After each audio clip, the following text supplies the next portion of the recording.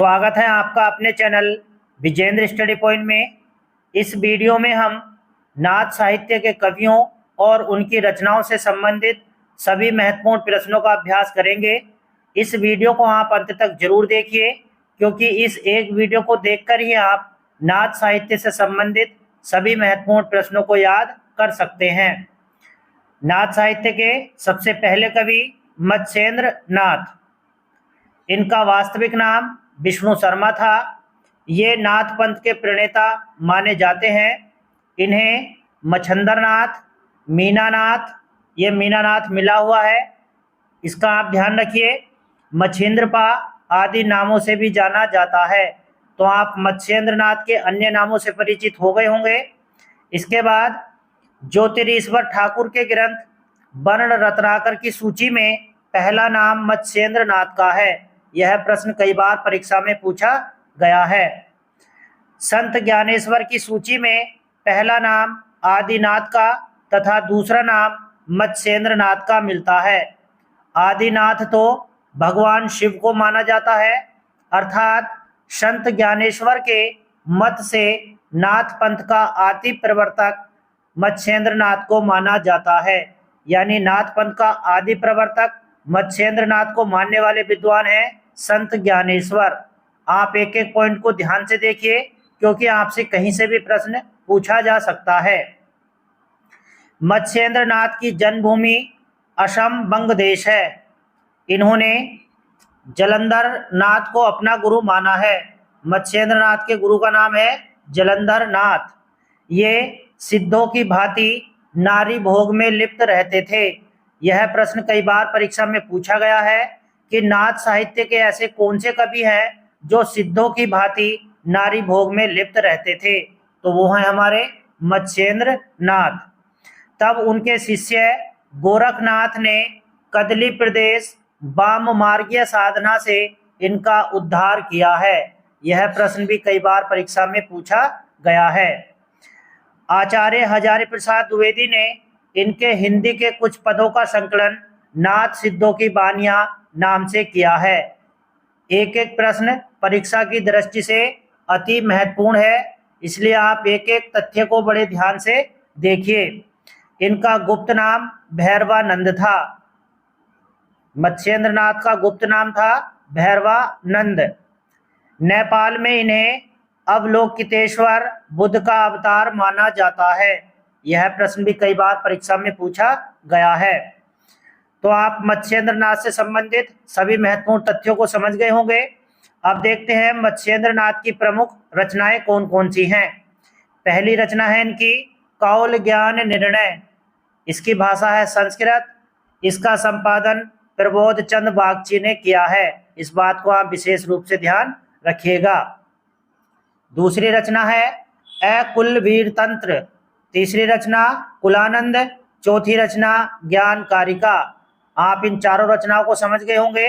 अब देखते हैं नाथ साहित्य के सर्वश्रेष्ठ कवि गुरु गोरखनाथ।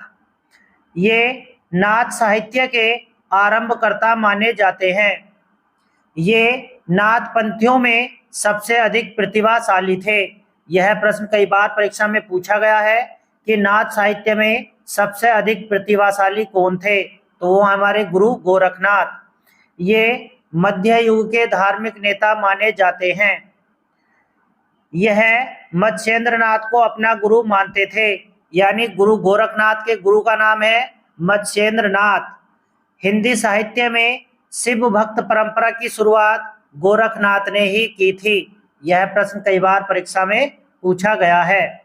मिश्र बंधुओं ने गोरखनाथ को हिंदी का प्रथम लेखक माना है। इसके बाद इन्होंने नाथ पंथ के अंतर्गत प्रचलित योग मार्ग और हठ योग की साधना पद्धति को प्रचलित किया, अर्थात इन्होंने हठ योग का उपदेश दिया।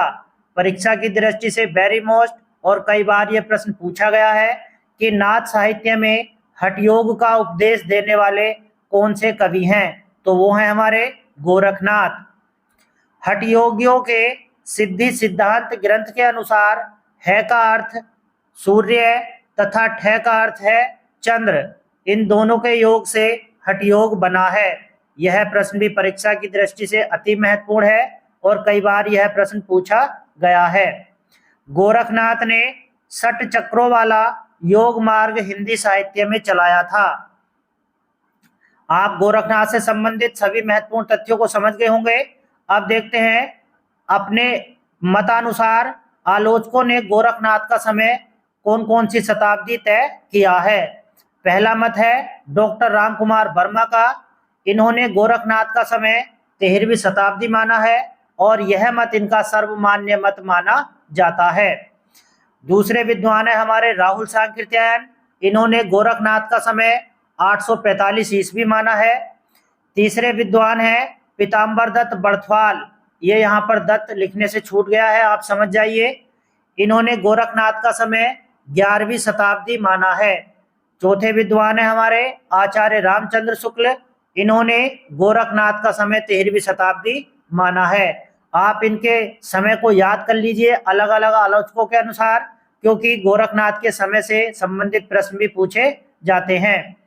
अब देखते हैं गुरु गोरखनाथ की रचनाएं।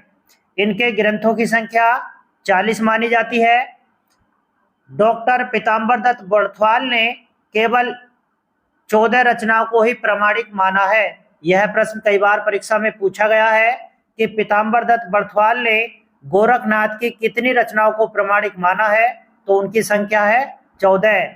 ये 14 रचनाएं हैं शबदी, पद, प्राण संकली, शिष्यादर्शन, नरवे बोध, अभय मात्रा जोग, आत्मबोध, 15 तिथि, सप्तवार, मच्छिंद्र गोरखनाथ बोध, रोमावली, ज्ञान तिलक, ज्ञान ज्योतिषा, पंचमात्रा। इन 14 रचनाओं को पीताम्बर बड़थवाल ने प्रमाणिक माना है। इससे आगे पीताम्बर दत्त बड़थवाल ने गोरखनाथ की रचनाओं को गोरखवाणी नाम से संपादित किया है। इस बात को भी आप विशेष रूप से ध्यान रखिएगा। गोरखनाथ के मत का प्रचार प्रसार सर्वाधिक पंजाब और राजस्थान में हुआ था। इस बात को भी आप ध्यान रखिए, परीक्षा की दृष्टि से वेरी मोस्ट और कई बार यह प्रश्न पूछा गया है। गोरखनाथ शून्य के साधक थे। इस साधना के लिए इन्होंने गुरु को आवश्यक बताया है। अब देखते हैं गोरखनाथ की प्रमुख शैलियाँ कौन कौन सी हैं। पहली प्रश्नोत्तर शैली, दूसरी गे शैली, तीसरी अलंकारिक शैली, चौथी उलटवासी शैली। इन चारों शैलियों में इन्होंने अपनी रचनाएं लिखी हैं। इसके बाद 84 सिद्धों में गोरखनाथ का नाम भी गोरक्षपा मिलता है। इस बात को भी आप ध्यान रखिए।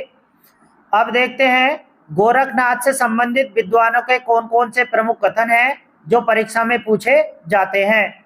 गोरखनाथ भक्ति के विरोधी थे, इसलिए तुलसीदास को कहना पड़ा गोरख जगायो जोग, भक्ति भगायो लोग। यह कथन तुलसीदास का है, इस बात को आप ध्यान रखिए। आचार्य हजारी प्रसाद द्विवेदी ने गोरखनाथ के विषय में लिखा है कि शंकराचार्य के बाद इतना प्रभावशाली और इतना महिमान्वित महापुरुष भारतवर्ष में दूसरा नहीं हुआ। यह कथन कई बार परीक्षा में पूछा गया है, इसलिए आप एक एक पॉइंट को ध्यान से देखिए, कहीं से भी आपसे प्रश्न पूछा जा सकता है। आचार्य हजारी प्रसाद द्विवेदी का एक अन्य कथन और है इनके बारे में।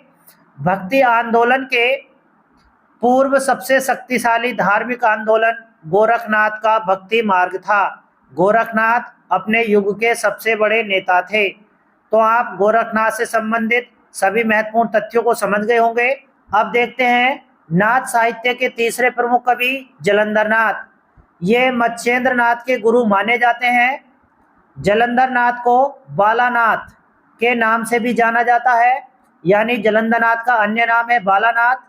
जायसीकृत पद्मावत में जलंधर नाथ और गोपीचंद का नाम आया है। यह प्रश्न कई बार परीक्षा में पूछा गया है कि जायसीकृत पद्मावत में किस नाथ कवि का नाम आता है, तो वो है हमारे जलंधर नाथ, और इसके अन्य गोपीचंद का नाम भी पद्मावत में आया है। अब देखते हैं जलंधर नाथ की रचनाएं। इनकी 2 रचनाएं प्रमुख मानी जाती हैं। पहली रचना है विमुक्त मंजरी गीत, दूसरी रचना है हुंकार चित्तबिंदु भावनाक्रम। इन दोनों रचनाओं को आप याद कर लीजिए। अब देखते हैं नाथ साहित्य के चौथे प्रमुख कवि चौरंगीनाथ। ये गोरखनाथ के समकालीन थे। इनके द्वारा लिखा एक महत्वपूर्ण ग्रंथ है, उस ग्रंथ का नाम है प्राण संकली। प्राण संकली हमारा गोरखनाथ ने भी लिखा है और चौरंगीनाथ का भी यह ग्रंथ माना जाता है। इस बात को आप विशेष रूप से ध्यान रखिएगा। अब देखते हैं नाथ साहित्य से संबंधित अन्य महत्वपूर्ण जानकारी जो परीक्षा की दृष्टि से अति महत्वपूर्ण है। पहला, सोरठा छंद का सर्वप्रथम प्रयोग नाथों ने किया, इस बात को आप ध्यान रखिए। दूसरा, नाथ संप्रदाय में ईश्वर को शून्य के रूप में भी मानते हैं, जिसका अर्थ है अलख निरंजन। यह प्रश्न कई बार परीक्षा में पूछा गया है। तीसरा, सिद्ध मत और नाथ पंथ में प्रमुख अंतर यह है कि सिद्ध निरीश्वरवादी थे जबकि नाथ पंथी ईश्वरवादी थे। यानी जो हमारे सिद्ध साहित्य के कवि हैं वो ईश्वर में विश्वास नहीं करते थे, जबकि जो हमारे नाथ पंथी हैं वो ईश्वरवादी थे, यानी ईश्वर में विश्वास करते थे। सिद्ध मत और नाथ पंथ में सबसे बड़ा अंतर यही माना जाता है। चौथा, नाथों में रसायनी नाम से नागार्जुन जाने जाते हैं। यह प्रश्न भी कई बार परीक्षा में पूछा गया है। ये हमारे प्रगतिवाद के जो कवि हैं नागार्जुन, उनका नाम नहीं है, ये किसी तांत्रिक नागार्जुन का नाम है। इस बात को भी आप ध्यान रखिएगा। पांचवा, चरपटनाथ को चक्रानंद भी कहा जाता है। यह प्रश्न कई बार परीक्षा में पूछा गया है। इसके बाद नागार्जुन, गोरखनाथ, चरपटनाथ, जलंधरनाथ, ये चार कवि हमारे ऐसे हैं जिनको सिद्ध साहित्य में भी गिना जाता है और नाथ साहित्य में भी इनको गिना जाता है। इन चारों नामों को आप याद अवश्य करिए क्योंकि इनसे संबंधित कई बार प्रश्न परीक्षा में पूछे गए हैं। तो ये थे हमारे नाथ साहित्य से संबंधित सभी महत्वपूर्ण प्रश्न जो परीक्षा की दृष्टि से अति महत्वपूर्ण थे। इससे अगली वीडियो में हम रासो साहित्य शुरू करेंगे। यदि आपने अभी तक इस चैनल को सब्सक्राइब नहीं किया है तो चैनल को सब्सक्राइब कर लें और बेल आइकन जरूर दबाएं जिससे मेरी प्रत्येक वीडियो को आप देख सकें। वीडियो को ज़्यादा से ज़्यादा लाइक और शेयर करें। मिलते हैं नेक्स्ट वीडियो में। वीडियो देखने के लिए धन्यवाद।